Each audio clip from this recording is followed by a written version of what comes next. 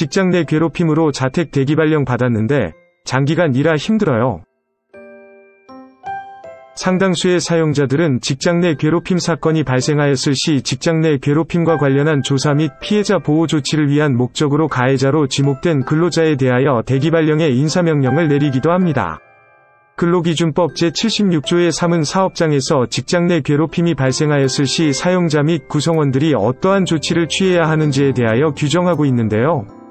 사실 확인을 위한 객관적 조사를 실시하여야 하고 피해 근로자를 보호하기 위하여 필요한 경우 근무 장소의 변경이나 유급휴가 명령을 내리는 등 필요한 조치를 하여야만 합니다. 대기발령이란 현재의 직위나 직무를 계속 담당하게 되면 업무상 장애 등이 예상되는 경우에 일시적으로 근로자에게 직위를 부여하지 아니하며 직무에 종사하지 못하게 하는 잠정적인 조치를 말합니다.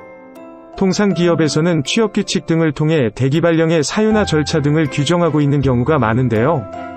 이러한 인사명령은 원칙적으로 사용자의 고유권한에 해당하기 때문에 업무상 필요한 범위 내에서는 사용자에게 상당한 재량이 인정됩니다. 대기발령에 관하여 대법원 판례를 살펴보겠습니다. 과거 근로자의 비위행위에 대하여 기업질서 유지를 목적으로 행해지는 징벌적 제재로서의 징계와는 그 성질이 다르다고 했습니다. 근로기준법 제23조 제1항 사용자는 정당한 이유 없이 해고, 휴직, 전직, 간봉, 그 밖의 징벌을 할 수 없는데요.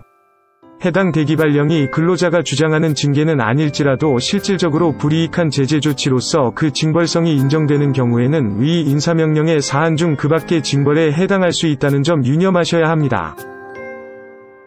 대기발령이 징벌성인지 여부는 대기발령이 내려지게 된 경위나 대기발령 이후의 조치, 대기발령으로 인한 근로자의 불이익과 그 정도 등을 종합적으로 검토하여 판단합니다.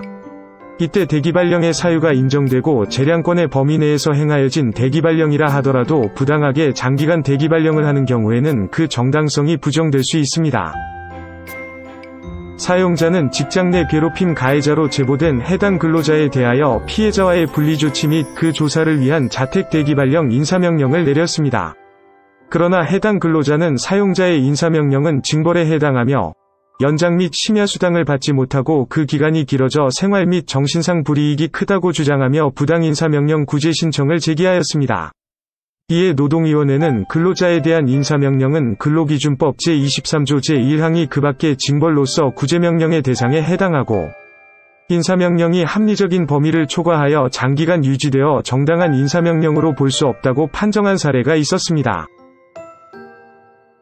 인사명령이 노동위원회의 구제명령 대상에 해당하는지 여부, 근로자에 대한 직위해제 및 자택 대기발령이 장기간 유지되어 통상의 인사명령의 범위에 해당하는지 여부에 대한 판단이 필요하고, 당초에 심야근무를 조건으로 근로계약을 체결한 근로자가 인사명령 기간 동안 평균 임금에 훨씬 미치지 못하는 통상임금만을 받은 경제적 불이익이 발생하는 등 인사명령은 실질적으로 불이익한 제재로서 징벌적 성격을 갖고 있는 것으로 보이므로 구제명령의 대상으로 봄이 타당하다. 인사명령이 정당한지 여부, 인사명령 기간이 약 6개월 내에 이르러 회사의 다른 직원들과 비교해도 지나치게 장기간인 점. 당초 인사명령 사유, 직장 내 괴롭힘 조사와 무관한 내용을 조사하면서 인사명령을 장기간 유지한 것으로 보여 인사명령 기간이 합리적 범위 내에서 이루어졌다고 보기 어려운 점. 피해 근로자와 근로자가 같은 공간에서 근무하고 있지 않았으므로 반드시 자택 대기발령을 할 필요성이 없는 점 등을 고려할 때 인사명령의 업무상 필요성이 인정된다고 단정하기 어렵고, 인사명령 기간 동안 심야수당 등을 받지 못한 경제적 불이익은 근로자가 통상 감내하여야 할 정도를 현저하게 벗어난 것으로 판단되므로 인사명령은 부당하다고 판단된다. 중노위는 구제명령의 대상이 아니라고 판정한 초심을 취소하였습니다.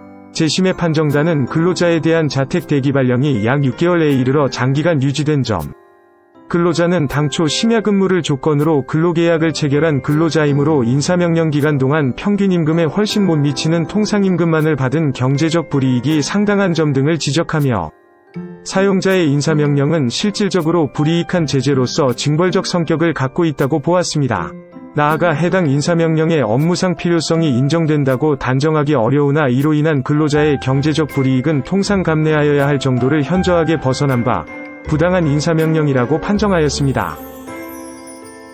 노무법인 로엔이 함께하겠습니다. 대기발령 조치는 업무상 필요성에 따라 일시적이고 잠정적인 조치로서 이루어지는 것이기 때문에 사회통념상 합리성이 없을 정도로 부당하게 장기간 동안 유지되는 것은 특별한 사정이 없는 한 그 효력이 인정되지 않는다는 점 다시 한번 유념해 두시길 바랍니다. 대기발령, 직장 내 괴롭힘 등 전문가의 도움이 필요하시다면 노무법인 로엔과 함께 하시길 권해드립니다.